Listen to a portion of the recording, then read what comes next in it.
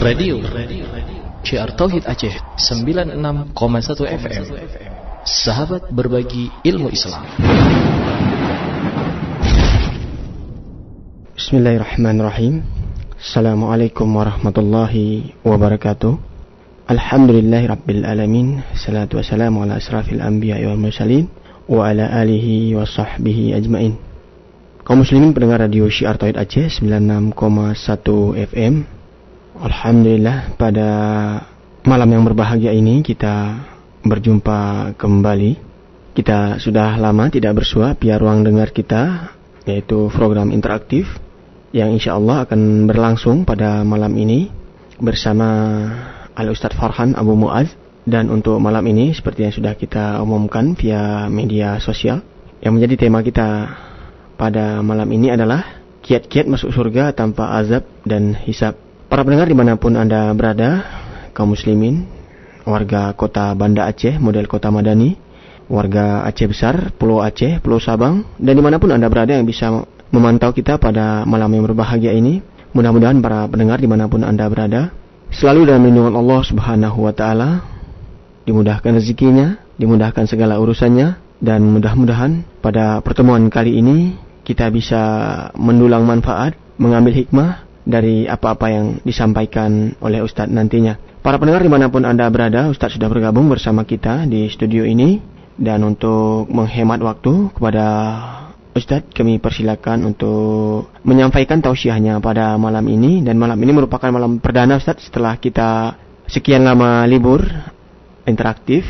Dan mungkin para pendengar sudah menunggu-nunggu, mungkin menyampaikan pertanyaan dan segala macamnya. Untuk itu kami mengundang para pendengar untuk menyampaikan pertanyaan via SMS ke nomor 0853 5830 50 70. 0853 5830 50 70. Baiklah, untuk menghemat waktu kepada Ustadz kami persilakan. Tafadhol Ustadz. Bismillahirrahmanirrahim. Assalamualaikum warahmatullahi wabarakatuh. Alhamdulillah, wassalatu wassalamu ala Rasulillah wa ala alihi wa sahbihi wa sallama tasliman katsira, amma ba'd. Alhamdulillah, tidak bosan-bosannya kita panjatkan puji dan syukur kita kehadirat Allah Jalla wa Ala. Dialah yang telah berfirman di dalam Al-Quranul Karim dari surat Ibrahim, wa in ta'uddu ni'matallahi la tuhsuha innal insana la zalumun kaffar. Andai kata kalian ingin menghitung-hitung akan nikmat Allah atas kalian, la tuhsuha, niscaya kalian tidak akan mampu menghitungnya. Innal insana la zalumun kaffar, sesungguhnya manusia itu selalu melakukan kezaliman dan kekufuran. Maka alhamdulillah atas nikmat Islam, nikmat sunnah, nikmat menuntut ilmu, dan berbagai nikmat-nikmat yang telah Allah berikan kepada kita, yang dengannya kita dapat menjalankan perintah-perintahnya, menjauhi larangan-larangannya, dan memperbaiki muamalah kita dengan manusia. Seiring salawat dan salam semoga senantiasa tersanjung sajikan kepada Nabi besar kita, Habibuna wa Khaliluna wa Sayyiduna Nabi Muhammad sallallahu alaihi wasallam. Para pendengar radio Syiar Tauhid 96,1 FM Aceh, baik yang berada di kota Banda Aceh, kota Madani, maupun kaum muslimin dan kaum muslimat yang saya cintai dan hormati yang berada di luar kota Banda Aceh, yang masih dapat mendengar radio Syiar Tauhid Aceh 96,1 FM, baik yang di Aceh Besar maupun yang di Pulau Aceh dan sekitarnya. Alhamdulillah, pada malam yang berbahagia ini kembali Allah Jalla wa Ala mempertemukan kita melalui ruang dengar kita, yaitu radio Syiar Tauhid 96,1 FM. Kembali kita dimudahkan untuk saling menasihati, saling menegur, saling menyapa, dan saling berbagi wawasan ilmu agama. Karena memang merupakan ciri khas mereka kaum muslimin dan kaum muslimat. Mereka adalah orang-orang yang saling memberi ujangan, saling mengajak kepada hal yang ma'ruf, dan saling menegur satu sama yang lain dari perkara yang mungkar. Itulah bentuk loyalitas sesama mereka. Allah Jalla wa Ala berfirman di dalam surat At-Taubah, wal mu'minuna wal mu'minatu ba'dhuhum awliya'u ba'd ya'muruna bil ma'ruf wa yanhauna 'anil munkar wa yuqimuna as-salata wa yu'tuna az-zakah. kaum mukminin dan kaum mukminat. Ba'dhum awliya'u ba'd. Sebagian mereka wali bagi sebagian yang lain. Apa bentuk loyalitas sesama mereka? Allah menyatakan mereka adalah wali satu sama yang lainnya. Mereka saling berloyalitas sesama mereka. Apa yang mereka lakukan? Amalan apa yang mereka tegakkan sehingga Allah menyatakan ba'dhum awliya'u ba'd. Mereka saling berloyalitas sesama mereka.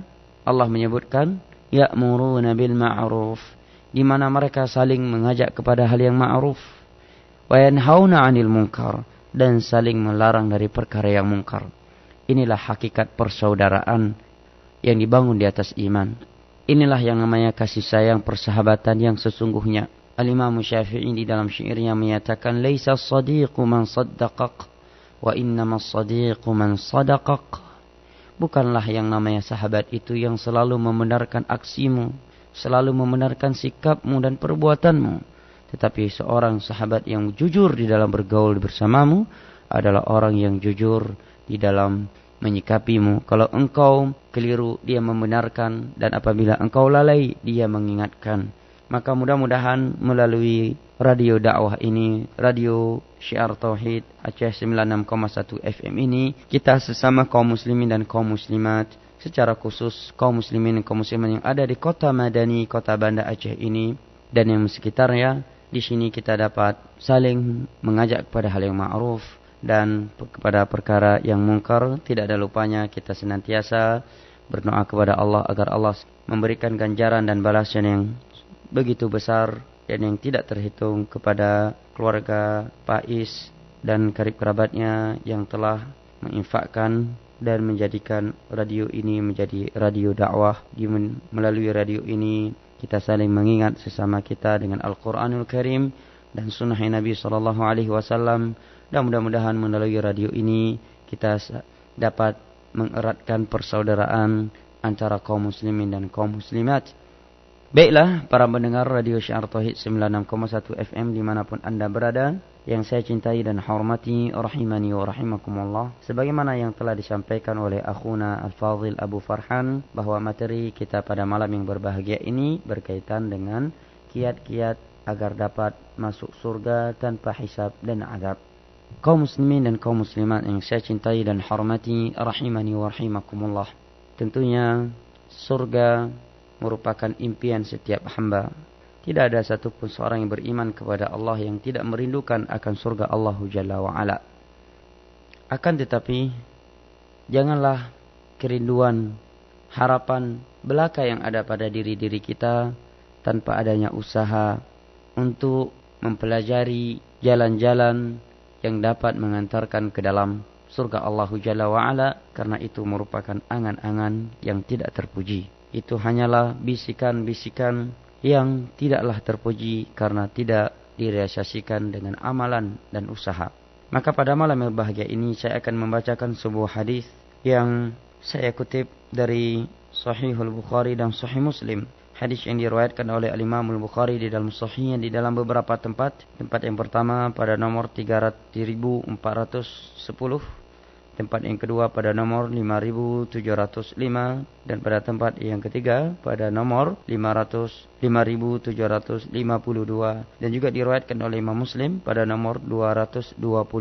Baiklah, untuk menyingkat waktu, saya akan membacakan hadis ini kemudian menerjemahkannya ke dalam bahasa Indonesia. Setelah itu kita seksama mencermati dan memahaminya, lantas mengeluarkan beberapa faedah-faedah yang terkandung di dalam hadis yang mulia tersebut. Qala an Husain bin Abdurrahman, qala kuntu 'inda Sa'id bin Jubair, faqala ayyukum ra'al kawkab alladhi inqadda al-barihah. Dari Husain ibnu Abdurrahman, dia berkata, pada suatu ketika aku bersama Sa'id bin Jubair. Sa'id bin Jubair ini merupakan tokoh tabi'in, salah satu dari sahabat, salah satu dari murid-murid mereka para sahabat, salah satu dari tabi'in yang dianugerahkan belajar bersama di sisi Abdullah ibnu Abbas radhiyallahu anhu, seorang sahabat Nabi sallallahu alaihi wasallam yang menonjol di dalam ilmu tafsir. Kata Husain bin Abdurrahman, suatu ketika aku bersama Sa'id bin Jubair di majelis ilmu, maka Sa'id bin Jubair berkata dan bertanya, siapa di antara kalian yang sempat melihat meteor ya, bintang yang jatuh semalam. Al-Barihah itu artinya semalam diucapkan setelah zuhur. Ya, kalau kita ingin menyatakan malam yang telah berlalu dan kita berada di waktu setelah zuhur, itu kita mengucapkan dengan Al-Barihah. Tetapi kalau kita berada di waktu sebelum zuhur, waktu duha, kita ingin menyatakan semalam, itu bahasa Arabnya dengan Al-Lail. Ya, adapun setelah zuhur dinamakan dengan Al-Barihah. Faqultu, maka aku pun menjawab, yaitu Husain bin Abdurrahman, aku sempat melihat meteor atau bintang yang jatuh semalam. Thumma qultu, setelah aku menjawab, aku pun menyatakan, amma inni lam akun fi salatin walakinni ludightu. Akan tetapi semalam, aku ketika melihatnya bukan karena aku sedang bergadang untuk salat, tetapi dikarenakan aku disengat oleh binatang yang berbisa, sehingga aku tidak bisa tidur malam, maka aku pun sempat melihat bintang yang jatuh dari langit tersebut. Maka Sa'id bin Jubair pun berkata, "Fama sana'ta?" Apa yang engkau lakukan ketika engkau disengat oleh binatang yang berbisa tersebut? Qultu, aku menjawab, irtaqaitu, aku meminta untuk diruqyah atau aku meruqyah. Qala, maka Sa'id bin Jubair kembali melayangkan pertanyaan, "Fama hamalaka ala dhalik?" Apa landasan engkau? Apa yang membuat engkau melakukan ruqyah setelah disengat oleh binatang yang berbisa? Aku pun menjawab, hadithun haddatsanahu Sya'bi, karena sebuah hadis Nabi yang aku dapati dari guruku Sya'bi, seorang tokoh dari tokoh tabi'in pula, satu tabaqah generasi dengan Sa'id bin Jubair. Qala, maka Sa'id bin Jubair pun bertanya, wa ma haddatsakum, apa hadis yang disampaikan oleh Sya'bi kepada kalian? Qultu, aku pun menjawab, haddatsana Buraidah ibnu Husayb annahu qala, Sya'bi menyampaikan kepada kami sebuah hadis dari sahabat yang bernama Buraidah ibnu Husayb, bahwa dia berkata, la ruqyata illa min 'ainin aw hummah. Tidaklah ruqyah itu lebih bermanfaat dari penyakit ain. Penyakit ain adalah penyakit yang menimpa seseorang dikarenakan ada pandangannya orang yang hasad, atau pandangan orang yang ketika melihat sesuatu yang menakjubkan, dia lupa mengingat Allah, lupa mengucapkan tabarakallah, atau lupa mengucapkan kalimat masya Allah, au humah, atau dikarenakan sengatan binatang yang berbisa. Karena hadis dari Buraidah bin Husayb ini, saya melakukan ruqyah setelah disengat oleh binatang yang berbisa tersebut. Qala, maka Sa'id bin Jubair pun menyatakan, laqad ahsana man intaha ila ma sami'. Sungguh sangatlah baik, sikap yang sangat bagus orang yang melakukan sesuatu dikarenakan landasan hadis yang telah dia dengar. Artinya, Sa'id bin Jubair memuji muridnya Husain bin Abdurrahman yang mendatangkan dalil yang menjadi landasan beliau di dalam berbuat, di mana beliau telah berbuat sesuatu di atas ilmu, bukan karena ikut-ikutan, bukan pula karena taklid, atau bukan dikarenakan berita yang dibawa oleh burung gagak tanpa kejelasan sanad dan siapa yang mengucapnya. Kemudian kata Husain bin Abdurrahman, setelah Sa'id bin Jubair memuji aku, dia berkata, walakin haddatsana Ibnu Abbas 'anin Nabiy sallallahu alaihi wasallam annahu qala, akan tetapi Ibnu Abbas radhiyallahu anhuma telah menyampaikan kepada kami, karena Sa'id bin Jubair adalah seorang tabi'in yang langsung bertemu dengan sahabat Ibnu Abbas radhiyallahu anhu. Kata Sa'id bin Jubair, Ibnu Abbas telah menyampaikan kepada kami sebuah hadis dari Nabi sallallahu alaihi wasallam, bahwa Nabi sallallahu alaihi wasallam bersabda, "Uridat 'alayya al-umam, fara'aitu an-nabiyya wa ma'ahu ar-rahat, wan-nabiyya wa ma'ahu ar-rajul war-rajulan." Diperlihatkan kepadaku umat-umat sebelumnya, maka aku melihat ada seorang nabi yang pengikutnya itu tidak lebih dari 9 orang. Ada pula seorang nabi yang pengikutnya hanya 1 dan 2 orang, kata Nabi sallallahu alaihi wasallam. Wan nabiyya wa laysa ma'ahu ahad, dan juga aku melihat ada seorang nabi yang tidak memiliki pengikut 1 orang pun. Subhanallah. Id rufi'a li sawadun 'azim fa dhanantu annahum ummati. Kemudian Nabi sallallahu alaihi wasallam bersabda, tiba-tiba diangkat kepadaku, diperlihatkan kepadaku sekelompok manusia yang sangat banyak dan besar. Maka aku mengira Aku menyangka bahwa mereka adalah umatku. Faqila li hadza Musa wa qaumuh. Maka kemudian dikatakan kepadaku, ini adalah Musa dan kaumnya. Fanadhartu fa idza sawadun azim. Kemudian diperlihatkan kembali kepadaku ada umat yang sangat banyak jumlah mereka. Faqila li hadhihi ummatuk. Setelah itu dikatakan kepadaku, ini adalah umatmu wahai Nabi Muhammad sallallahu alaihi wasallam. Wa ma'ahum 70,000 yadkhuluna al-jannata bighairi hisabin wala 'adzab. Kemudian dikatakan kepadaku setelah disampaikan mereka adalah umatmu, bahwa ada di antara mereka 70,000 di antara mereka yang masuk surga tanpa hisab dan tanpa diadab terlebih dahulu. Subhanallah. Keutamaan yang luar biasa. Masuk surga tanpa melalui hisab dan tanpa merasakan adab di dalam api neraka. Na'udzubillahi min dzalik. Thumma nahadha fadakhala manzilah. Kata Ibnu Abbas radhiyallahu an, setelah Nabi menyampaikan dan berkata demikian, beliau pun langsung masuk rumahnya tanpa memberi penjelasan dan tanpa menyebutkan kriteria-kriteria mereka yang masuk surga tanpa hisab dan tanpa adab. Fakhadhan nasu fi ulaik. Maka dikarenakan Nabi tidak memberikan penjelasan dan penyebutan kriteria-kriteria mereka, para sahabat Nabi SAW, manusia yang mendengar hadis tersebut, mereka pun saling berdialog sama mereka. Saling menyebutkan dan berkata bahwa tentang 70,000 yang masuk surga tanpa melalui hisab dan azab. Faqala ba'dhuhum فَلَعَلَّهُمُ الَّذِينَ صَحِبُوا رَسُولَ اللَّهِ صَلَّى اللَّهُ عَلَيْهِ وَسَلَّمَ. Sehingga ada di antara sebagian sahabat-sahabat Nabi berkata, sepertinya mereka itu, yaitu orang-orang yang masuk surga tanpa melalui hisab dan azab, adalah orang-orang yang selalu bersama Rasulullah sallallahu alaihi wasallam. Wa qala ba'dhum فَلَعَلَّهُمُ الَّذِينَ وُلِدُوا فِي الْإِسْلَامِ فَلَمْ يُشْرِكُوا بِاللَّهِ شَيْئًا. Ada pula di antara sahabat-sahabat beliau berkata, bukan, bisa jadi orang mereka itu yang masuk surga tanpa melalui hisab dan adab adalah orang-orang yang begitu lahir mereka sudah Islam dan selama mereka hidup di dunia ini tidak pernah melakukan kesyirikan sebelumnya. Ya. Wa dzakaru asya, kata Ibnu Abbas, ada yang menyebutkan ini dan ada yang menyebutkan itu. Fa kharaja alaihim Rasulullah sallallahu alaihi wasallam fa akhbaruh. Tatkala mereka saling menyebutkan ini dan itu, maka Rasulullah sallallahu alaihi wasallam pun keluar. Mereka pun menyampaikan kepada Nabi bahwa di antara kami ada yang menyebutkan ini, ada yang menyebutkan itu. Maka siapa mereka itu ya Rasulullah? Sebutkan kepada kami kriteria dan sifat-sifat mereka sehingga mereka mendapatkan keberuntungan dan kebahagiaan yang begitu besarnya. Mereka masuk surga tanpa melalui hisab dan azab.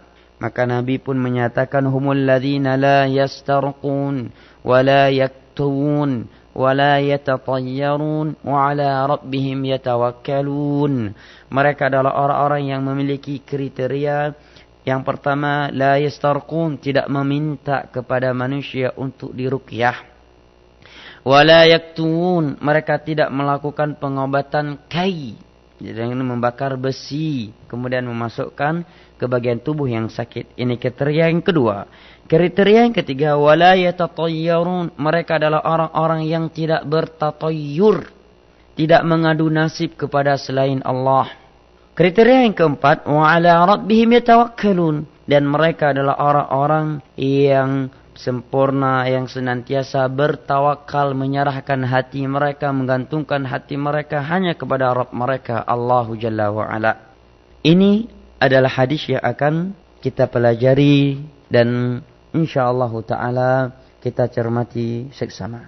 Setelah saya bacakan hadis tersebut, maka para pendengar Radio Syiar Tauhid 96,1 FM dimanapun Anda berada dapat mengambil kesimpulan bahwa dialek hadis yang atau asar yang kita baca ini berkaitan tentang beberapa umat Nabi SAW yang mereka masuk surga tanpa didahului oleh hisab dan tanpa azab. Kriteria mereka yang pertama adalah tidak meminta diruqyah. Yang kedua, tidak melakukan pengobatan kai. Yang ketiga, tidak bertatayyur, tidak mengadu nasib kepada selain Allah. Yang keempat, mereka adalah orang-orang yang bertawakal penuh kepada Allah Jalla wa'ala. Hadis ini, sebagaimana yang telah kita dengar bersama tadi, adalah dari Ibnu Abbas. Yang menyampaikannya adalah Sa'id bin Jubair kepada murid-muridnya. Di antaranya Husain bin Buraid, Husain ibnu Abdurrahman. Sebab Sa'id bin Jubair menyampaikan hadis ini kepada Husain ibnu Abdurrahman adalah karena beliau melakukan ruqyah atau meminta ruqyah tatkala disengat oleh binatang yang berbisa. Maka beliau pun menyatakan bahwa ada sebuah hadis disampaikan kepada kami oleh sahabat yang mulia Ibnu Abbas radhiyallahu an, bahwa Nabi SAW suatu ketika beliau diperlihatkan dan dinampakkan kepada beliau umat terdahulu. Maka beliau melihat di sana ada seorang Nabi yang pengikutnya tidak lebih dari 9 orang. Ada pula di antara Nabi yang pengikutnya hanya 1 atau 2. Dan Nabi juga diperlihatkan kepada beliau ada seorang Nabi yang tidak memiliki pengikut sedikit pun, 1 pun. Setelah itu ditampakkan kepada beliau umat yang sangat-sangat banyak. Maka Nabi mengira bahwa mereka adalah umat beliau. Rupanya dikatakan kepada beliau bahwa itu adalah Musa dan kaumnya. Setelah itu diperlihatkan kembali kepada beliau umat yang jauh lebih banyak dan lebih banyak. Maka dikatakan kepada beliau bahwa inilah umatmu. Di antara mereka ada 70.000 yang akan masuk surga tanpa hisab dan tanpa adab. Ini adalah hadis yang menjadi cermat yang akan kita cermati dan akan kita pahami seksama. Dari cerita di atas kita dapat mengambil sebuah faedah, beberapa pelajaran. Pelajaran yang pertama, bahwa hendaknya seorang di dalam berbuat itu, terkhusus dalam perkara agama, memiliki landasan ilmiah. Jangan dikarenakan ikut-ikutan, bukan pula dikarenakan kebanyakan orang. Tapi hendaknya dia ilmiah apa landasan dia di dalam beramal dari Al-Quran dan hadis-hadis Nabi. Karena kata Al-Imam Az-Zuhri, minallahir risalah wa 'alal rasulil balagh wa 'alaina taslim. Beragama ini bukan dengan ikut-ikutan. Tapi kata Imam Az-Zuhri, agama ini dari Allah, disampaikan oleh Nabi, maka kita hanya menerima. Artinya kita harus memiliki dalil dari Al-Quran dan hadis yang telah dibawa oleh Nabi SAW. Di dalam surat Al-A'raf ayat ketiga Allah Jalla wa'ala berfirman, Ya ayyuhalladzina amanu ittabi'u ma unzila ilaikum min rabbikum wa la tattabi'u min dunihi awliya qalilan ma tatadhakkarun. Wahai orang-orang yang beriman, ikutilah apa yang telah diturunkan kepada kalian oleh Rabb kalian. Yang Allah turunkan kepada kita adalah Al-Quranul Karim. Kemudian diutus seorang Nabi SAW, yaitu Nabi Muhammad yang menjelaskan isi Al-Quran. Yang harus kita ikuti karena beliau tidaklah berbicara kecuali dengan wahyu. Wa ma yantiqu 'anil hawa in huwa illa wahyu yuha. Wa la tattabi'u min duni. Dan jangan sekali-kali engkau mengikuti selain apa yang Allah turunkan kepada selain kalian. Masya Allah. Inilah prinsip di dalam beragama. Rupanya prinsip dalam beragama bukan karena mengikuti kebanyakan orang. Bukan dikarenakan warisan nenek moyang. Tetapi dalam beragama Allah ajarkan sebuah prinsip yang ilmiah. Yaitu mengikuti Al-Quran dan hadis Nabi SAW dengan syarat yang telah dicontohkan dan difahami oleh mereka para salaful ummah dari para sahabat Nabi. Karena Allah berfirman di dalam surat Al-Baqarah, فَإِنْ آمَنُوا بِمِثْلِ مَا آمَنْتُمْ بِهِ فَقَدِ اهْتَدَوْا وَإِنْ تَوَلَّوْا فَإِنَّمَا هُمْ فِي شِقَاقٍ. Kalaulah mereka beriman, mereka beragama seperti kalian. Kalian ketika ayat ini turun tidak ada yang lain kecuali sahabat Nabi. فَقَدِ اهْتَدَوْا, maka sungguh mereka akan berada di atas hidayah. Akan tetapi kalau mereka berpaling dari metode agama kalian, maka mereka akan menyimpang dengan penyimpangan yang sangat jauh. Inilah prinsip yang diajarkan oleh Allah di dalam Al-Quranul Karim. Di dalam surat Al-Hasyr Allah berfirman, وَمَا أَتَاكُمُ الرَّسُولُ فَخُذُوهُ وَمَا نَهَاكُمْ عَنْهُ فَانْتَهُوا.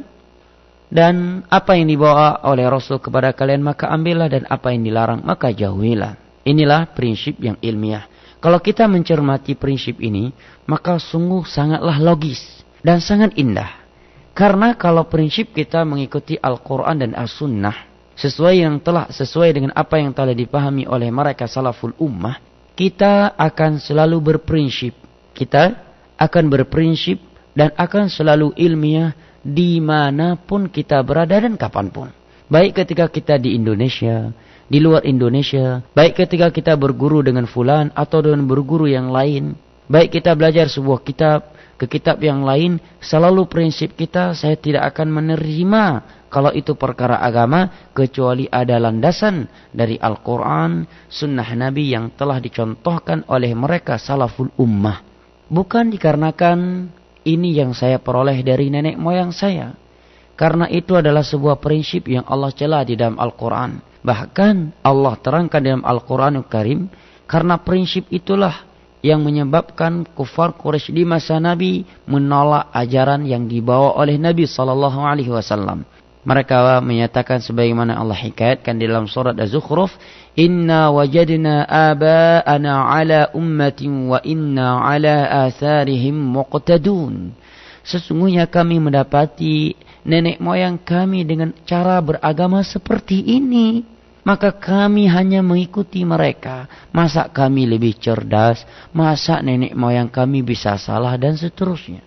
Ya. Dan kalau kita mau berpikir bahwa larangan Al-Quran agar kita tidak mengikuti nenek moyang dalam beragama, ini sangatlah logis.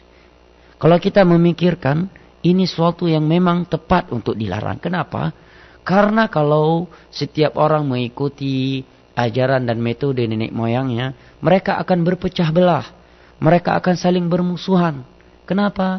Karena mereka tidak akan bertemu di satu titik.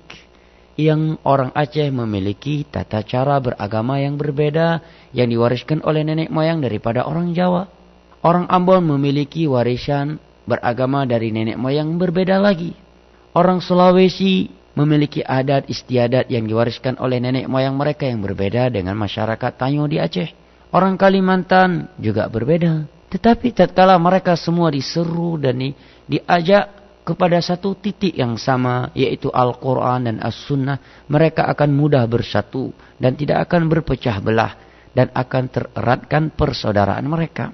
Demikian pula di dalam Al-Quran Karim, Allah mencela dan melarang kita beragama dengan mengikuti kebanyakan manusia. Allah berfirman dalam Al-Quran Al-Karim, wa in tuti' aktsara man fil ardi yudhilluka an sabilillah. Kalaulah engkau mengikuti kebanyakan orang, maka niscaya mereka akan menyesatkan engkau dari kebenaran, dari jalan Allah. Dalam ayat yang lain Allah menyatakan, walakinna aktsarahum la ya'lamuna al-haqqa fahum mu'ridun. Akan tetapi kebanyakan mereka tidak mengetahui kebenaran sehingga mereka berpaling. Kalau kita mencermati larangan Allah ini, maka sungguh sangatlah indah larangan Allah tersebut. Kenapa? Karena yang namanya kebanyakan itu tidak ada titik temunya. Kebanyakan orang di Aceh demikian, kebanyakan orang di Jawa berbeda lagi, kebanyakan orang di Sulawesi, di Ambon, Kalimantan, Irian Jaya berbeda lagi. Belum lagi kalau kita keluar dari Indonesia, kebanyakan orang di Timur Tengah berbeda lagi, di Afrika berbeda lagi, dan di belahan benua Eropa berbeda lagi. Sehingga manusia tidak ada titik temunya. Tetapi kalau disuruh kepada satu titik yang sama, yaitu Al-Quran dan As-Sunnah, dan itu perintah Allah, karena Allah maha hikmah dan maha bijaksana, maka dimanapun mereka berada, baik yang kulit putih maupun yang kulit hitam, baik yang dari benua Eropa, benua Afrika, benua Rusia, mereka semua kalau bersatu bisa sama bentuknya. Tata cara beribadahnya tidak ada bedanya. Akidah mereka satu, walaupun nenek moyang mereka berbeda-beda, negara mereka berbeda-beda, tetapi akidahnya bisa satu, pemahamannya bisa satu, tata cara beribadahnya bisa satu, karena undang-undang dasar mereka satu, yaitu Al-Quranul Karim dan hadis-hadis Nabi SAW.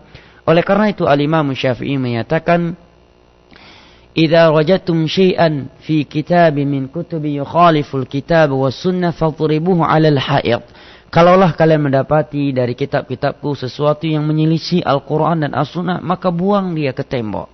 Dalam ucapan yang lain beliau menyatakan, idza sahal hadits fa huwa madhhabi. Kalaulah ada hadis yang sahih, maka itulah pendapatku yang sesungguhnya. Beliau juga menyatakan al-ilmu ma qala Allah wa qala rasuluhu wa qala sahabatuh wa ma siwa dzalika famin wasaisi syaitan. Ilmu tata cara beragama yang benar adalah Allah berfirman, Rasulnya bersabda, dan sahabatnya berkata. Selain dari itu, semua dari syaitan. Pelajaran yang berikutnya yang bisa kita kutip dari hadis di atas, bahwa kebenaran itu tidak dinilai dengan banyak dan sedikitnya pengikut.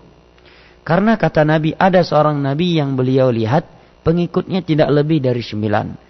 Ada pula pengikutnya dari Nabi yang pengikutnya tidak lebih dari 2 orang. Bahkan kata Nabi, walaysa ma'ahu ahad. Ada seorang Nabi yang aku diperlihatkan tidak memiliki pengikut sekalipun. Apakah mungkin Nabi tersebut mereka sesat? Tentunya sangat-sangat tidak mungkin. Karena mereka Nabi. Mereka adalah utusan Allah, tidak akan mungkin sesat. Tetapi ada di antara mereka yang tidak memiliki pengikut sedikit pun, bahkan satu pun tidak memiliki pengikut. Maka dari itu Nabi SAW menanamkan kepada kita sebuah prinsip bahwa kebenaran itu tidaklah dilihat dari kebanyakan pengikut, sebagaimana kesalahan itu tidaklah divonis dikarenakan sedikitnya pengikut. Tetapi kebenaran itu, jalan yang benar itu, manakala sesuai dengan Al-Quran, sesuai dengan hadis-hadis Nabi yang telah dipahami dan diyakini oleh para sahabat Nabi, para tabi'in, tabi'ut tabi'in, dan mereka para imam-imam madhab dan ulama setelah mereka. Dan kapan sebuah jalan, sebuah akidah, sebuah tata cara beribadah itu menyelisih Al-Quran, menyelisih hadis-hadis Nabi, menyelisih akidah mereka para sahabat Nabi, akidah tabi'in, akidah tabi'ut tabi'in, akidah 4 imam mazhab, akidah Imam Bukhari, Imam Tirmidzi, Imam Abu Daud, dan ulama-ulama Ahlus Sunnati wal Jamaah setelahnya, maka dikatakan sesat dan salah, walaupun pengikutnya banyak. Kenapa hal demikian? Karena ketika kita nanti di hari kiamat, kita tidak dikatakan oleh Allah, kenapa kamu menyelisih masyarakatmu? Kita tidak akan dicela oleh Allah karena kita menyelisih kebanyakan orang. Kita tidak dikatakan oleh Allah, kenapa kamu tidak mengikuti gurumu? Tetapi yang Allah katakan di hari kiamat, madza ajabtumul mursalin? Apa yang telah kalian jawab dari panggilan dan seruan para rasul? Kita akan ditanya perintah Nabi mana yang telah kamu lakukan? Kenapa kamu melakukan sesuatu yang tidak dianjurkan dan dicontohkan oleh Nabi? Kenapa engkau melakukan sesuatu yang telah dilarang oleh Nabi? Kenapa engkau tidak mengikuti beliau dan kenapa dan kenapa? Ini akan diutarakan kepada kita oleh Allah Jalla wa'ala di hari kiamat. Maka oleh karena itulah para ulama Ahlus Sunnati wal Jamaah di dalam majelis-majelis ilmu mereka, di dalam buku-buku mereka selalu menerapkan, menanamkan sebuah prinsip dan sebuah karakter pada murid-murid mereka, yaitu selama engkau melihat sebuah kebenaran, berada di atas kebenaran, engkau memiliki dalil yang nyata dari Al-Quran dan As-Sunnah, dan engkau mampu mempertanggungjawabkannya nanti di hari kiamat di hadapan Allah, maka lakukanlah, jangan mundur darinya walaupun jutaan manusia menyelisihimu. Tetapi sebaliknya, kapan engkau meyakini sebuah sikap, sebuah cara, sebuah akidah yang tidak ada dari Al-Quran, tidak ada di dalam hadis-hadis Nabi, juga tidak diyakini dan tidak dianut oleh para sahabat Nabi, tabi'in, tabi'ut tabi'in, dan 4 imam madhab, jangan coba-coba kamu lakukan. Walaupun jutaan bahkan triliun manusia melakukannya. Karena bagaimanapun jumlah manusia yang banyak dan kuat, tidak ada yang mampu menyelamatkan kita dari api neraka kecuali hanya Allah Jalla wa'ala. Amalan kitalah yang menentukan kebahagiaan dan kerugian kita di akhirat kelak. Maka dari itu pula, hendaknya bagi para pencari ilmu agama, orang-orang yang telah memahami sunnah Nabi, memahami kemuliaan ilmu, janganlah yang mendongkrak dia di dalam menghadiri sebuah majelis ilmu. Janganlah yang membuat dia semangat di dalam menghadiri majelis ilmu, dikarenakan banyaknya orang di halaqah tersebut, banyaknya orang yang hadir di majelis ilmu tersebut. Tetapi tatkala ada seorang guru, seorang penyampai ilmu yang disampaikan adalah ilmu agama, Al-Quran, As-Sunnah, namun sedikit orang yang menghadirinya, membuat dia malas-malasan menghadirinya, membuat dia tidak semangat menghadirinya. Ini sikap yang keliru. Selama majelis tersebut mengajarkan Al-Quran, As-Sunnah, sesuai dengan apa yang dipahami oleh salaful ummah, hendaknya kita bersemangat dan berkorban untuk menghadirinya. Karena tidak ada yang kita inginkan dari bermajelis kecuali penambahan ilmu. Bukan kita menghadiri majelis itu untuk mencari hiburan semata. Bukan kita ingin membuat majelis ilmu itu hanya untuk orang semata. Tetapi untuk kita, agar terangkatnya kebodohan dari kita. Agar kita memiliki tambahan ilmu, sehingga dengan ilmu tersebut kita bisa membagikannya kepada karib kerabat kita. Oleh karena itu dikatakan oleh ulama terdahulu, di antaranya adalah Al-Imam Auza'i, beliau berkata, "Alaikum bil athar, alaikum bil athar, wa in tarakakan nas, wa iyyakum wa ara'ar rijal, wa in zakhrafuha." Berpegang teguhlah di atas jalan yang penuh dengan athar, penuh dengan dalil Al-Quran, As-Sunnah, dan pemahaman salaful ummah. Walaupun manusia meninggalkanmu, walaupun mungkin ustadz yang menjelaskan dan menyampaikan kajian tersebut bahasa Indonesianya kurang pas, yang harus di depan dia dikebelakangkan, yang katanya harusnya di belakang dia kedepankan karena sekolah umumnya pendek. Tetapi dia berilmu. Tetapi yang dia ajarkan adalah Al-Quran, yang dia sampaikan adalah hadis-hadis Nabi, yang dia nukilkan adalah ucapan-ucapan tokoh-tokoh Islam dari kalangan tabi'in, tabi'in, ucapan Imam Syafi'i, Imam Maliki, Imam Hambali, dan Imam Hanafi. Maka hendaknya kita bersemangat menghadirinya, kata Imam Auza'i, walaupun manusia tidak menghadirinya, walaupun manusia meninggalkannya. Tetapi kata beliau, wa iyyaka wa ara'ar rijal wa in zakhrafuha. Tetapi berhati-hatilah engkau dengan suatu jalan hanya dibangun di atas pendapat fulan dan alan, di atas pandangan alan dan fulan, walaupun mereka memperhiasi-hiasinya, walaupun yang menghadiri juta umat, dai kondang, dai 1000 umat, tetapi isinya bukan Al-Quran, kekuatan ceramahnya bukan dengan dalil Al-Quran, bukan kekuatan ceramahnya dengan dalil hadis Nabi, ucapan sahabat Nabi, tabi'in, tabi'in, maka jangan hadiri, kata Al-Imam Auza'i, seorang tabi'in. Walaupun ribuan, walaupun dia dai kondang, walaupun orator, walaupun kalau dia berbicara orang yang sedang menangis bisa tertawa, orang yang sedang tertawa bisa menangis. Karena begitu hebatnya. Kalau orang Aceh bilang, busiju bisa suum, mioga yang pegahaba. Nasi sudah hampir basi, bisa panas lagi kalau mendengar dia berbicara. Tetapi dia tidak berbicara dengan Al-Quran, tidak berbicara dengan hadis-hadis Nabi. Hanya cerita-cerita belaka yang tidak jelas sanadnya dan dari mana. Hanya kata-kata yang kotor keluar di majelis yang tidak layak dia keluarkan. Maka jangan coba-coba kamu mengikutinya, kata Al-Imam Auza'i. Maka kata Nabi di dalam cerita ini, ada seorang Nabi yang pengikutnya tidak lebih dari 9 orang. Ada seorang Nabi yang pengikutnya tidak lebih dari 2 orang. Dan ada pula seorang Nabi yang tidak memiliki pengikut seorang pun. Ini prinsip yang diajarkan oleh Nabi, bahwa jangan melihat banyak dan sedikit. Tetapi lihatlah sebuah dakwah itu berpegang di atas apa? Apa prinsip mereka? Ini prinsip yang ilmiah yang diajarkan oleh Nabi kepada kita.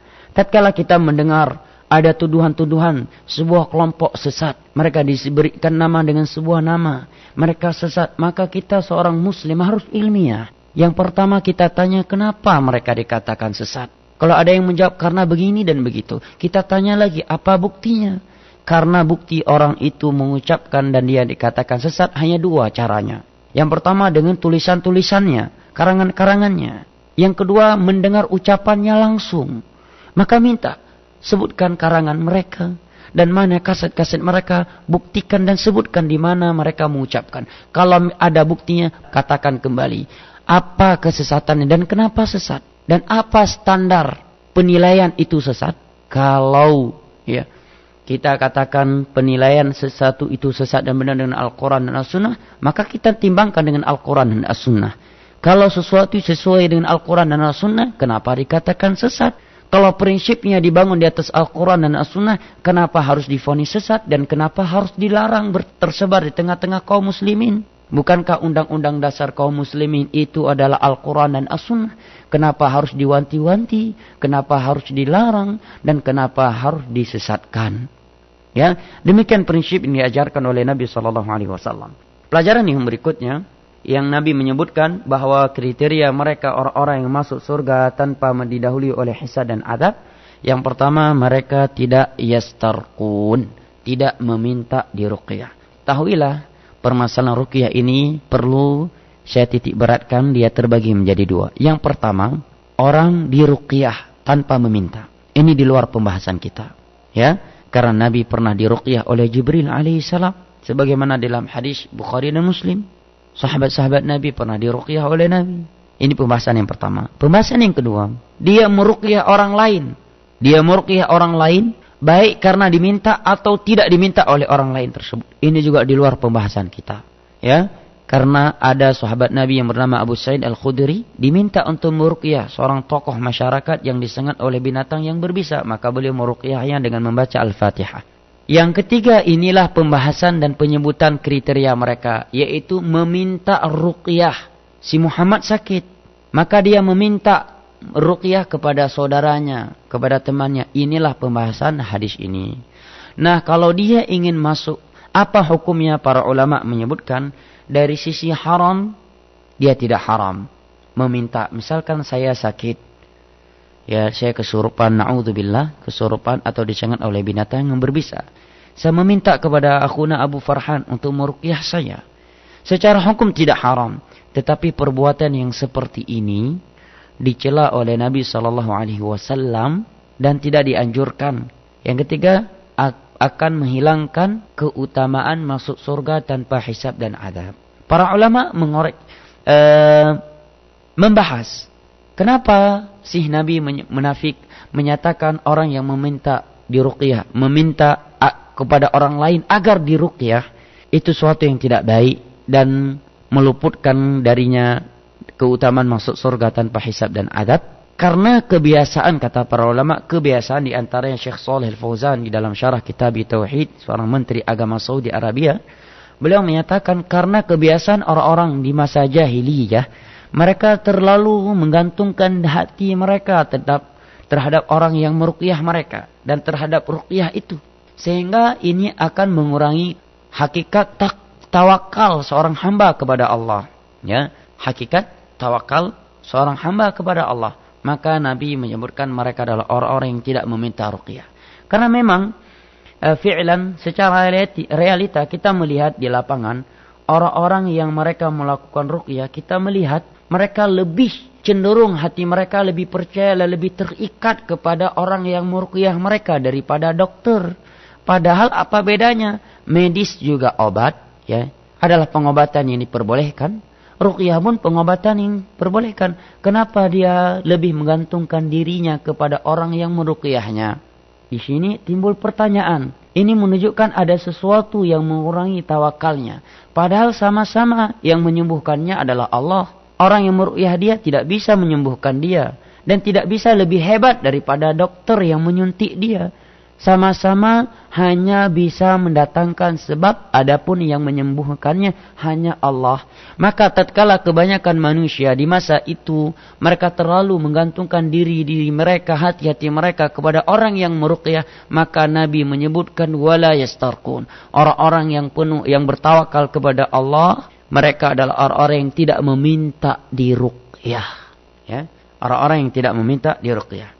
Yang kedua, kriteria mereka yang kedua, Nabi menyatakan wala yaktawun. Mereka tidak melakukan pengobatan kay. Pengobatan kay adalah pengobatan yang dengan ditusukkannya besi yang telah dipanaskan dengan api ke bagian tubuh yang sakit. Pengobatan kay disebutkan oleh para ulama hukumnya makruh, bukan haram, karena telah ada hadis yang sahih di dalam Musnad Imam Ahmad dan juga dalam Sunan At-Tirmidzi, juga diriwayatkan oleh Al-Imam Bukhari bahwa Nabi menyebutkan obat itu ada dalam 3 perkara. Di antaranya Nabi menyebutkan wakai yatinar, dengan pengobatan kay.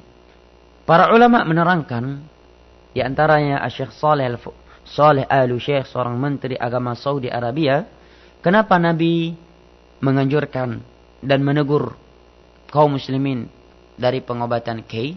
Karena orang-orang jahiliyah terdahulu, mereka sangat-sangat terikat hati mereka dan menggantungkan hati mereka dengan pengobatan K, tidak seperti terikatnya hati mereka dengan pengobatan yang lain.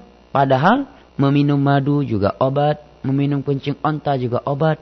Maka kenapa menggantungkan diri hati ini lebih tergantung dengan pengobatan K daripada pengobatan yang lain? Yang padahal semuanya adalah sebab yang menyembuhkannya hanyalah Allah. Maka tatkala melihat orang-orang jahiliyah dan kebanyakan orang ada yang berpemahaman demikian, dikhawatirkan hal ini dapat melemahkan takwakal mereka. Karena apa yang membedakan meminum madu dengan K, meminum kencing onta dan obat yang lain? Semuanya adalah obat dan sebab. Kenapa kepada K lebih menggantungkan diri hati ini? Maka Nabi menyatakan dan menganjurkan agar ditinggalkan K tersebut, bukan karena haram. Berikutnya, kriteria mereka yang berikutnya Nabi menyatakan wala yatatayyarun. Mereka orang-orang yang tidak mengadu nasib kepada selain Allah. Tatayyur itu artinya dari kata tayyurun, artinya burung, tidak mengadu nasib kepada burung. Kenapa Nabi menyatakan demikian? Karena di masa Nabi, orang-orang jahiliyah di antara kebiasaan mereka di dalam mengadu nasib kepada selain Allah adalah kepada seekor burung. Misalkan dia mau keluar safar, mau bekerja, dia lepaskan seekor burung. Kalau burung tersebut lari ke arah kanan, maka mereka beranggapan ini tanda baik. Tetapi kalau burung tersebut terbang ke arah kiri, nah, nyuhana jelas ya. Nah, ini enggak jelas. Ini tanda musibah. Akhirnya dia membatalkan rencananya. Sebagaimana di antara kesyirikan mereka di dalam mengadu nasib adalah adanya anak-anak panah di depan patung Hubal di Ka'bah. Di anak-anak panah tersebut ada tulisan na'am dan tulisan la. Kalau ada orang yang ingin menikah dan telah melamar seorang wanita, untuk memastikan cocok dan bagusnya, dia datang ke patung tersebut, kemudian mengocok anak panah yang ada di depannya yang telah disediakan di dalam sebuah tempat. Kemudian dia tarik. Kalau dia tarik, rupanya keluarnya na'am, iya, maka lanjut sudah. Walaupun akhwatnya ya kurang nilainya 4. Ya, walaupun calonnya itu nilainya 3 bahkan. Tapi Hubal tadi udah bilang na'am. Maju. Ini bahagia insyaAllah. Ini mereka. Tetapi kalau setelah dikocok rupanya keluarnya la. Walaupun calon dia nilai 10. Bangsawan. Cantik. Ya, rupawan. Tetap batal. Karena keluarnya la. Ya. Maka hal ini di antara bentuk kesyirikan mereka kufar Quraisy. Oleh karena itu di dalam hadis yang lain Nabi menyatakan innamat tiwalatu wat niyaratu syirkun. Sesungguhnya menggunakan jimat-jimat, menggantungkan tali di sebuah perut, ya, cincin di tangan untuk selamat dari mara bahaya dan mengadu nasib kepada selain Allah itu adalah perbuatan syirik, kata Nabi sallallahu alaihi wasallam. Yang mana Allah berfirman, la in asyrakta la yahbatanna 'amaluka wa la takunanna minal khasirin. Kalaulah engkau melakukan kesyirikan, maka akan terhapus seluruh ibadah-ibadahmu dan engkau akan menjadi orang yang merugi. Dan kita juga mendapati di zaman ini tidak sedikit ada orang-orang bahkan dari kalangan kaum muslimin yang mengadu nasib kepada selain Allah. Ada yang mengadu nasib kepada kalung, ada kepada tali yang diikat di perut. Ketiga anak yang balita, hai nijak ni amita ubat bacu. Nya nubuh ubat bacu bana be iman lejin nah. Tak minta kampung-kampung, subhanallah. Kita kira pas dibilang cari obat tadi ke klinik, rupanya ke kampung. Ya, diikat dengan sebuah ikatan di perutnya, dibaca, dijampe-jampe. La haula wala quwata illa billah. Kemana para sahabat Nabi? Padahal kalau mereka mau meminta ludah Nabi, mereka meminta kepada Nabi untuk dibacakan Al-Quran kepada tali lantas diikat dari perut, tentunya ini lebih afdal. Nabi langsung membacanya. Ya, Nabi yang langsung menghambur air di dalam gelas tersebut. Baik, apalagi sesuatu yang dibaca itu bukan Al-Quran. Bahkan ada di antara kaum muslimin mengikat Al-Quran kecil di pinggang anaknya. Di dalamnya ada Al-Quran. Tanpa dia sadari sebenarnya ini adalah tipu daya syaitan. untuk melecehkan dan menghinakan Al-Quran. Karena ketika anak tersebut masuk ke WC, Al-Quran masuk WC. Ketika anak tersebut kencing atau dikenai oleh air kencing, Al-Quran terhinakan dan terkenai benda-benda yang najis. Ketika anak tersebut masuk ke diskotik, Al-Quran dibawa masuk ke dalam diskotik. Lihat bagaimana tipu daya syaitan. Sebagian orang juga memasuk cincin, anaknya, istrinya, dianya pakai cincin sama semua, kali rajah li fulan. Subhanallah. Padahal Nabi memakai cincin, hikmahnya untuk khatam. Mengkhatamkan surat, stempel. Ya. Ada sekarang memakai cincin tujuannya bukan stempel. Supaya lebih laris atau terjaga dari gangguan syaitan. Nabi suatu hari dalam sebuah peperangan melihat ada seorang memakai jimat, suatu putaran gelang di tangannya. Nabi menyatakan, apa itu? Dia menyatakan, ini jimat. Supaya tidak diganggu jin ini dan itu. Kata Nabi, ikhla'ha. Buang dia. Fa'innahu la yaziduka illa wahna. Karena jimat itu tidaklah membuatmu melainkan semakin lemah. Hilang tawakalnya kepada Allah. Tatkala ada ikatan jimat di pinggangnya, dia takut kalau benang itu lepas akan diganggu oleh syaitan. Berarti dia sudah tidak lagi percaya akan penjagaan Allah. Sudah tidak lagi menggantungkan dirinya hanya kepada Allah. Dia sudah menggantungkan dirinya, nasibnya, kebahagiaannya di kalung dan tali yang diikat di perut anaknya. Ada pula yang mengadu nasib dengan foto-foto ulama orang-orang saleh.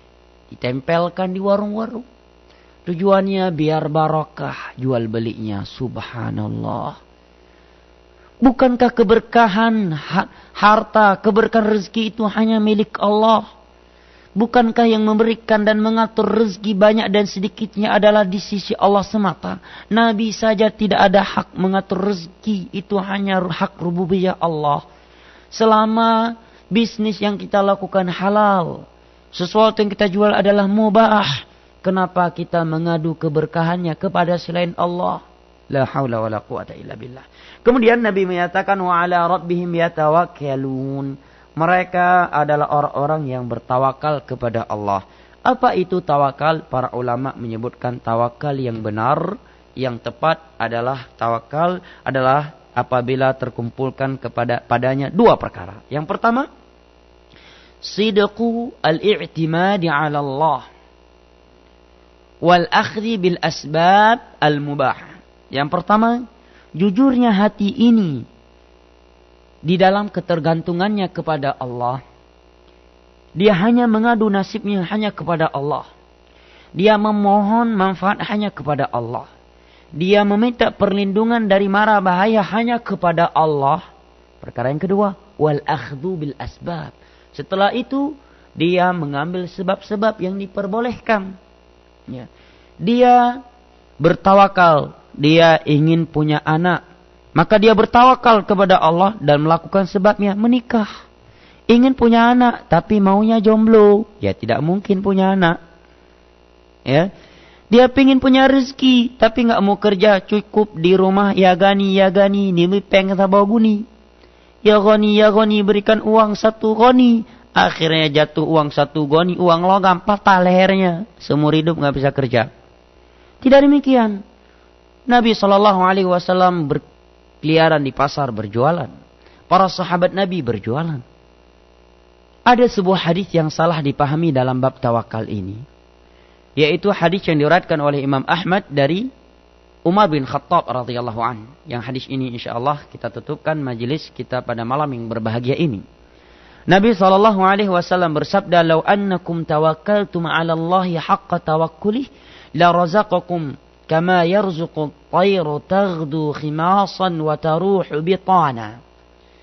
Kalaulah kalian itu bertawakal kepada Allah dengan tawakal yang sesungguhnya, maka niscaya Allah akan berikan rezekinya kepada kalian seperti Allah memberikan rezeki kepada seekor burung yang keluar dari sangkarnya dalam keadaan lapar kembali sudah kenyang.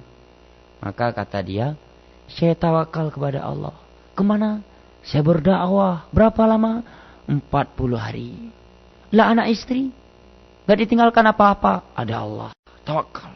istri hamil, ya, harus jual bakso, anak sekolah nggak ada jajan, nggak ada uang. Alasannya tawakal. Ini keliru. Bahkan lanjutan hadis, contoh di dalam hadis itu, kata Al-Hafidh Ibnu Hajar menerangkan bahwa tawakal itu perlu melakukan sebab. Di mana Nabi mempercontohkan dengan seekor burung yang lapar, keluar dari sangkarnya mencari makanan, setelah itu pulang dalam keadaan kenyang. Menunjukkan bahwa tawakal itu tidak menafikan melakukan sebab. Seorang yang lapar harus berusaha bekerja supaya tidak lapar. Dia punya uang, bertawakal kepada Allah, kemudian bekerja. Dan seterusnya. Berikutnya, kesimpulan dari pembahasan kita pada malam yang berbahagia ini adalah keutamaan yang diperoleh oleh orang-orang yang merealisasikan tauhid mereka kepada Allah dengan mereka masuk surga tanpa hisab dan adab. Bahwa merealisasikan tauhid, menjaga kemurnian tauhid itu dengan dua perkara. Ada dua derajat. Derajat yang pertama wajib, yaitu meninggalkan tiga perkara. Meninggalkan kesyirikan, yang besarnya, yang kecilnya, yang nampaknya maupun yang tidak nampak. Yang kedua, meninggalkan kebid'ahan. Sesuatu tata cara ibadah yang tidak ada anjuran dan contoh dari Nabi dan tidak ada di masa para sahabat Nabi. Yang ketiga, meninggalkan maksiat. Ini derajat yang wajib untuk dilakukan oleh seorang muslim di dalam merealisasikan dan memurniakan tauhid. Sedangkan yang kedua, derajat yang kedua adalah dia yang mustahabbah, kata para ulama. Yaitu selalu hatinya tidak pernah lepas berniat untuk Allah. Walaupun yang dia lakukan bukan perkara ibadah. Dia makan niatnya untuk Allah. Agar dia dapat beribadah kepada Allah. Selalu aktivitasnya tidak pernah lepas dari Allah Jalla wa'ala. Inilah kesimpulan kajian kita pada malam yang berbahagia ini. Mudah-mudahan bermanfaat. Lebih dan kurangnya Tuhan mohon maaf. Kiranya ini yang bisa saya sampaikan. Mudah-mudahan Allah Jalla wa'ala menganugerahkan keikhlasan dan kesabaran serta kejujuran bagi kita semua di dalam beragama. Mungkin ini yang bisa didengar oleh saudara-saudari pendengar Radio Syiar Tauhid Aceh 96,1 FM, baik yang ada di kota Madani, kota modern Banda Aceh, maupun yang di sekitarnya, yang saya cintai dan hormati, rahimani wa rahimakumullah. Pendengar dimanapun Anda berada, itu tadi sudah kita dengarkan ulasan dari Al-Ustaz Farhan Abu Muaz, yaitu permasalahan yang sangat penting untuk kita ketahui. Sahabat pendengar Radio Syiar Tauhid Aceh 96,1 FM, kami mengundang para pendengar sekalian untuk menyampaikan pertanyaan via SMS ke nomor 0853 58 30 50 70. 0853 58 30 50 70. Para pendengar dimanapun Anda berada, kita jeda sesaat. Setelah itu akan kita lanjutkan untuk menjawab pertanyaan-pertanyaan yang sudah masuk ke redaksi kita. Radio Syiar Tauhid Aceh 96,1 FM. Sahabat berbagi ilmu Islam.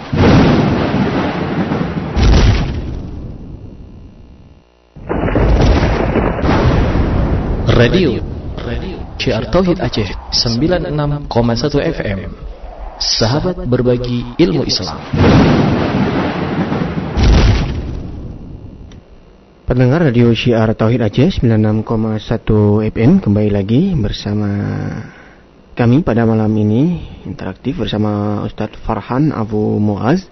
Alhamdulillah sudah ada beberapa masuk pertanyaan ke redaksi kita. Dan bagi para pendengar yang ingin menyampaikan pertanyaan, silakan sampaikan ke nomor 0853 58 30 50 70 via SMS. Baiklah, kita baca pertanyaan pertama, Ustaz, dari nomor 0852 06 17 sekian. Assalamualaikum, Ustaz. Waalaikumsalam warahmatullahi wabarakatuh. Ini salam yang pertama dan perdana nih, Abu Farhan, setelah Ramadan. Saya Raudhah di Selimum. Mau tanya, uang yang dihasilkan dari menjual barang yang najis, kita sedekah, bisa dapat pahala atau tidak? Satu lagi, dua pertanyaan, Ustaz. Bagaimana hukum menjawab salam dari kaum Adam yang bukan mahram di handphone? Tafadhol, Ustaz. Baik. Pertanyaan yang pertama, hasil menjual sesuatu yang najis. Taib, sesuatu yang najis pasti haram. Ya, tetapi tidak setiap yang haram itu najis. Maka sesuatu yang najis karena dia haram, sesuatu yang najis tidak boleh dijual. Ya. Karena Nabi SAW bersabda dalam sebuah hadis, Inna Allah idha harrama syai'an harrama thamanah. Allah itu apabila mengharamkan sesuatu, maka Allah haramkan jual belinya.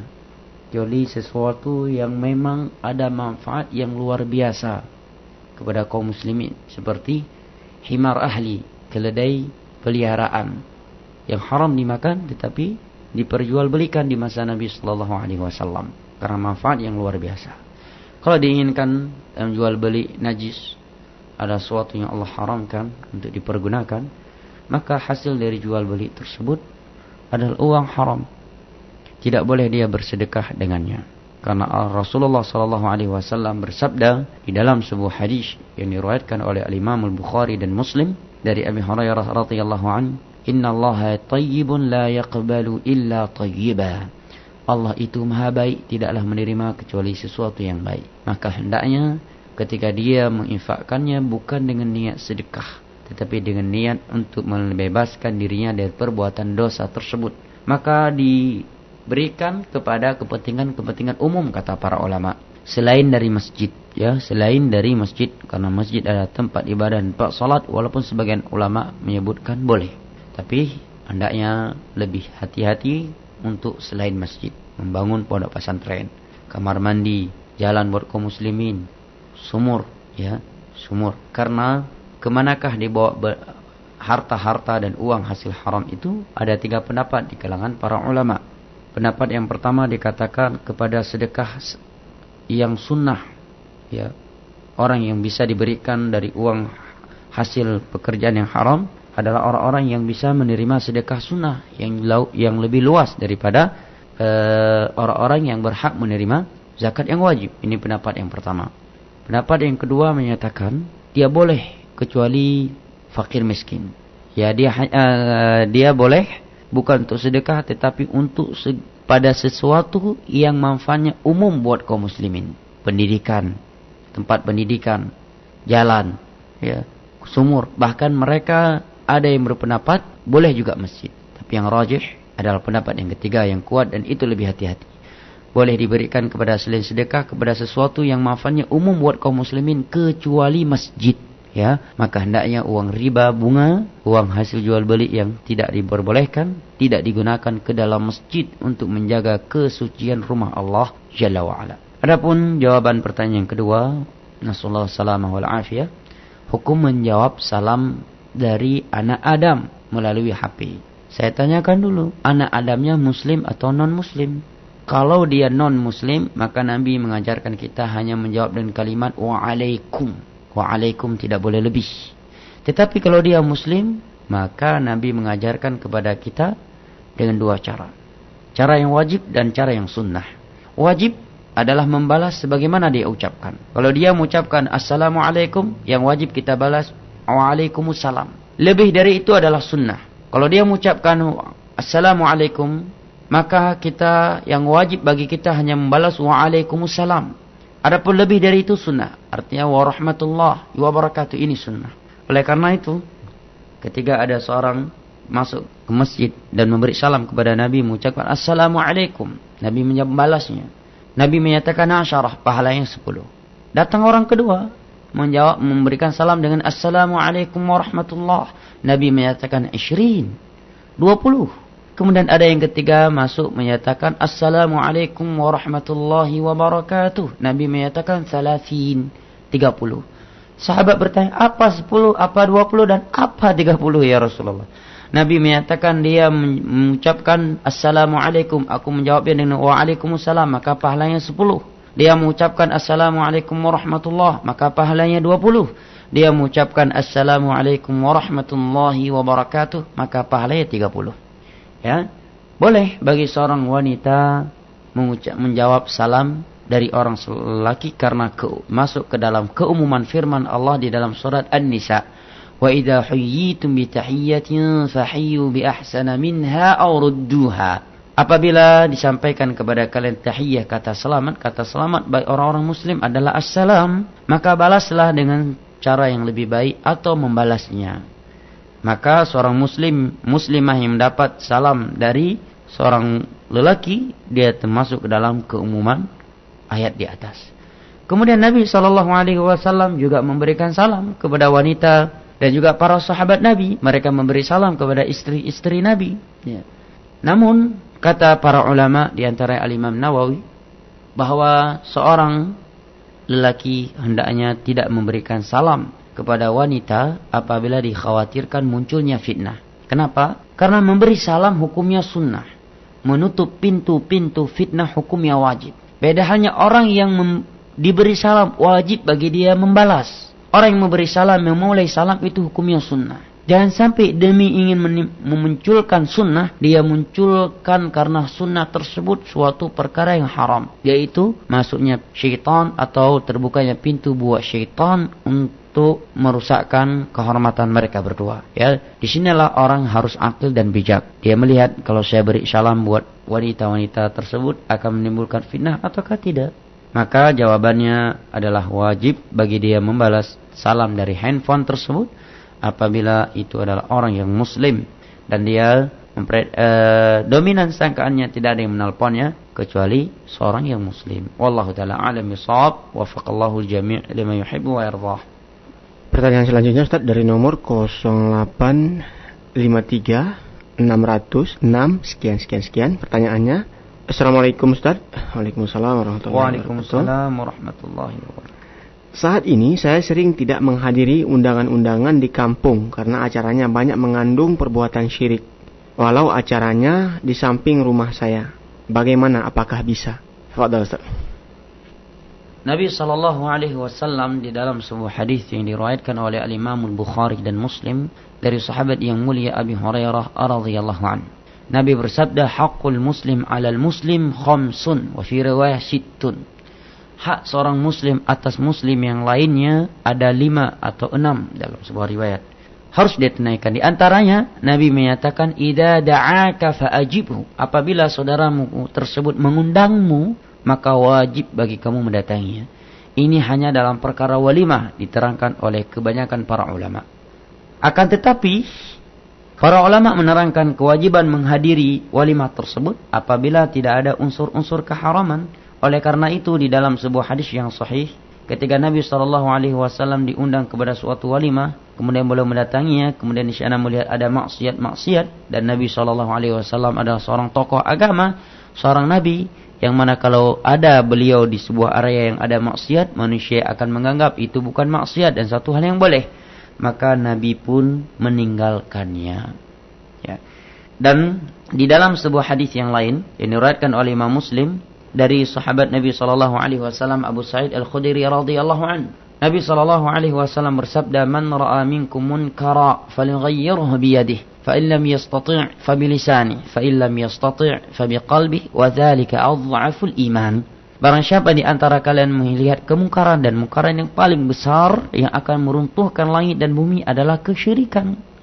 Barang siapa di antara kalian melihat sebuah kemungkaran, maka hendaknya dia merubah dengan tangannya. Kalau dia tidak mampu, maka dengan lisannya, dengan menasihati. Kalau dia tidak mampu, maka hendaknya dengan hatinya. Dan itu adalah iman yang paling lemah.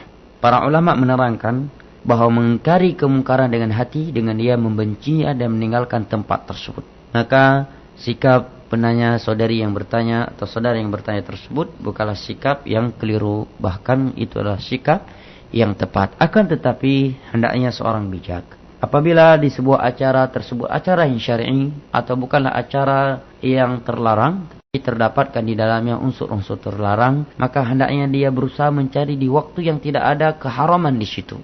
Tidak ada hal-hal yang dilakukan bermaksiat kepada Allah, seperti ba'da zuhur, ya, atau menjelang zuhur yang dimatikan musik, dia datangi. Karena dikhawatirkan kalau dia tidak mendatangi akan terjadi buruk sangka dari saudaranya atau bahkan akan mengakibatkan dalam perkara agama. Maka dia berusaha mencari waktu yang di situ dia bisa menghadirinya. Wallahu taala alim bishawab. Wafaqallahu jami' lima yuhibbu wa yardah. Baiklah, pertanyaan selanjutnya Ustaz dari nomor 0821 60 48 sekian. Pertanyaannya, Assalamualaikum Ustaz. Waalaikumsalam warahmatullahi wabarakatuh. Bagaimana hukumnya mengadakan kenduri di sawah? Alasannya karena banyak hama. Ini banyak juga terjadi di kampung saya, Ustaz, di Gailus ya. Masya Allah. Mudah-mudahan kita diberikan bimbingan oleh Allah Subhanahu wa taala. Ya, gimana Ustaz?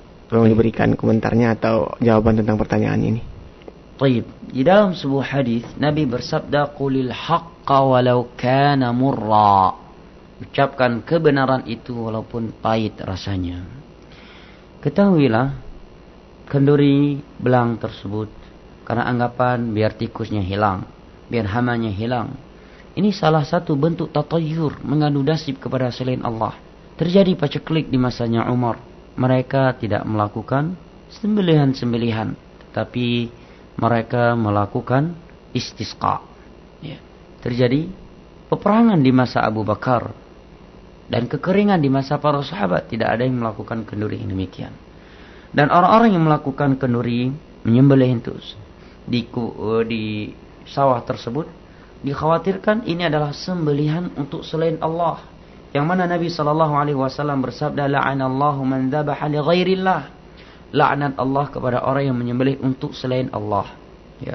Walaupun ketika menyembelih dengan nama Allah, tetapi diberikan untuk selain Allah, di mana ada sebagian daging-dagingnya yang diletakkan di tengah-tengah sawah agar dimakan oleh penghuninya dan penjaga sawah. Ini adalah sembelihan untuk selain Allah dan tidak boleh dimakan daging tersebut walaupun dengan nama Allah, karena itu untuk selain Allah. Allah berfirman, "Wa ma uhilla li ghairillah." Sesuatu yang disembelih untuk selain Allah walaupun disebut nama Allah, kata para ahli tafsir. Ini tidak jauh bedanya dengan orang yang menyembelih lantas melemparkan kepala sembelihan tersebut ke dalam laut ataupun sungai, yang disebut dengan acara atau kenduri laut. Ini bentuk kesyirikan kepada Allah Jalla wa'ala. Seorang yang ditimpa dengan sebuah musibah hendaknya kembali kepada Allah, karena manfaat dan mudarat itu hanya di tangan Allah Jalla wa'ala. Tidak ada yang mendatangkan mudarat kecuali Allah, dan tidak ada yang bisa memberikan manfaat kecuali hanya Allah Jalla wa'ala. Kenapa kita harus mengadu nasib kepada selain Allah? Bukankah Nabi SAW telah bersabda, "Innamat tiwalatu wat tiyaratu syirkun."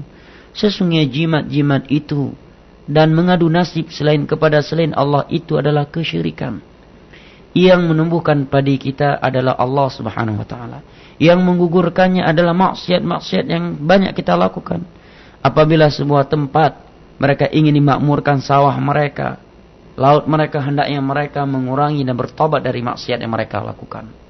Karena Allah berfirman, "Zaharal fasadu fil barri wal bahr bima kasabat aydin nas liyudhiqa ba'dhum bima kanu yaksibun." Telah terjadi kerusakan di daratan dan di lautan. Itu dikarenakan hasil ulah tangan dan dosa manusia itu, agar mereka merasakan hasil perbuatan yang mereka lakukan. Keberkahan sawah kita, ladang kita ada tatkala kita taat kepada Allah. Allah berfirman dalam surat Al-A'raf, "Walau amana ahlul qura la fatahna 'alaihim barakatin minas sama'i wal ard walakin kadzdzabu." Kalaulah penduduk sebuah daerah negeri mereka beriman kepada Allah dengan iman yang sesungguhnya dan yang sebenarnya, maka akan kami bukakan pintu barakah dari langit dan bumi, tetapi mereka tidak jujur di dalam beriman. Mereka berdusta. Dengan kita menjaga salat 5 waktu secara berjamaah, berbakti kepada kedua orang tua, ditegakkan al-amru bil ma'ruf di desa tersebut, ditegakkan an-nahy 'anil munkar, ya. Ditutupkan tempat-tempat yang di situ adanya perzinaan dan atau hal-hal yang akan mengantar kepada perzinaan, tempat-tempat perjudian, minum khamar, sabu-sabu dan seterusnya. Inilah yang membuat ladang-ladang itu tidak berbuah, padi itu menjadi tidak berhasil dan seterusnya. Bukan malah kita melakukan kesyirikan yang dengan kesyirikan itu akan mengundang azab dan siksaan Allah Jalla wa'ala yang jauh lebih besar. Nas'alullah as-salama wal afiyah. Wafaqallahu jami' lima yuhibbu wa yardah. Iya, ini merupakan nasihat Ustaz. Ada dari nomor 08137702. Assalamualaikum. Waalaikumsalam warahmatullahi wabarakatuh. Waalaikumsalam warahmatullahi wabarakatuh. Ini ada saran Ustaz. Sebenarnya bukan untuk Ustaz, ini untuk penyiar ya. Sebaiknya Ustaz dan kru radio tidak lagi menyebut hari Minggu, tetapi sebutlah hari Ahad. Karena hari Minggu adalah mungkin sebutan untuk hari yang non-muslim Ustaz. Jazakumullah khairan kepada para pendengar yang sudah memperingatkan kita, memberikan nasihat kepada kita. Syukran jazilan. Nah, satu lagi Ustaz, kita jawab pertanyaan karena kita sudah di akhir acara pada malam ini. Pertanyaan terakhir Ustaz ini dari nomor 0852 6028 sekian. Bismillah. Assalamualaikum Ustaz. Waalaikumsalam warahmatullahi wabarakatuh. Saya mau tanya tentang zina yang dilakukan oleh pasangan yang masing-masing telah menikah. Bagaimana cara menghapus dosa besar tersebut, ya, atas yang dosa besar yang telah mereka lakukan? Apakah cukup dengan tobat nasuha? Dan bagaimana pula dosa mereka terhadap pasangan sah mereka masing-masing? Wassalam. Terima kasih Ustaz. Yang pertama, Allah Jalla wa'ala telah menerangkan di dalam Al-Quranul Karim, di dalam banyak ayat-ayat Al-Quran dan hadis-hadis Nabi SAW yang menjelaskan bahwa taubat itu menghapuskan dosa-dosa sebelumnya. Allah Jalla wa'ala di dalam surat Al-Furqan pada halaman yang terakhir, setelah menyebutkan dosa perzinaan, pembunuhan dan kesyirikan, Allah menyatakan setelahnya, illa man taba wa amana wa amila salihan faulaika yatubu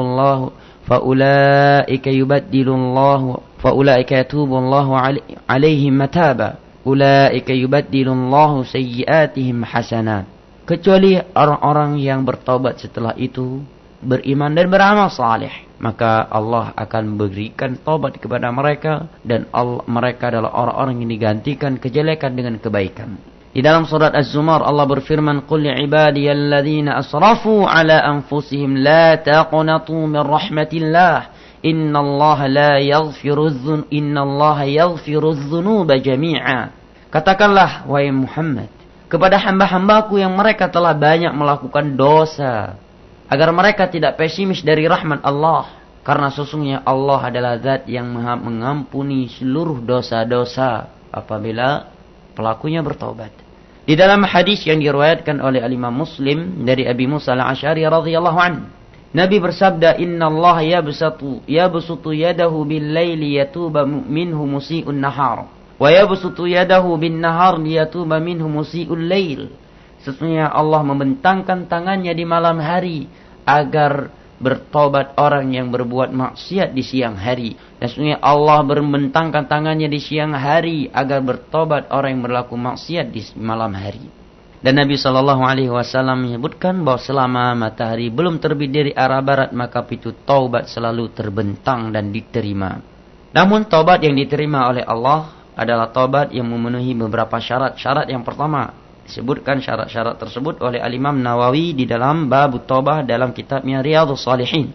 Yang pertama adalah ikhlas karena Allah, karena takut kepada Allah dan mengharap pahalanya, bukan karena khawatir kepada manusia dan ingin mendapat pujian dan sanjungan mereka. Syarat yang kedua, an-nadam, dia menyesali perbuatan yang telah dia lakukan tersebut. Yang ketiga, al-azam, dia berazam, bertekad keras agar dia berusaha agar tidak jatuh kembali ke dalam maksiat tersebut.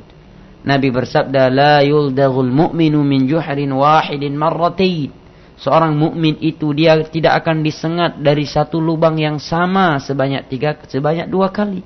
Demikianlah seorang mukmin, dia telah jatuh ke dalam sebuah maksiat, maka dia berusaha untuk tidak jatuh lagi kepada maksiat yang sama.